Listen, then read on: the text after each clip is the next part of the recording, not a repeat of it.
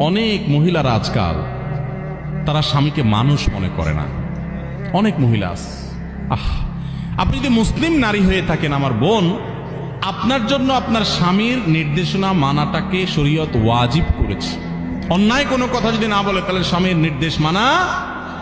যে মহিলা স্বামীকে অভিভাবক হিসাবে স্বীকার করবে না, শ্রদ্ধা করবে না, সম্মান করবে না, কথা কথায় তর্ক করবে। অনেক মহিলা আছে পর্দা করে, বোরকা পরে, নামাজ পড়ে, কিন্তু সব করতে রাজি আছে, মাগার স্বামীকে শ্রদ্ধা করতে রাজি না। স্বামীর সকালে এক কথা, বিকালে এক কথা, তর্কাতর্কি, বেয়াদবি, এগুলো এখন কমন একটা ব্যাপার হয়ে গেছে কিয়ামতের আলামত। অনেক দিনদার, অনেক তাহাজ্জুদ গুজার মহিলা আছে, ভালো করে পর্দা করে মহিলা আছে, কিন্তু স্বামীর সাথে কথা কথা তর্ক, ঝগড়া, পাত্তা না দেওয়া, বেয়াদবি করা।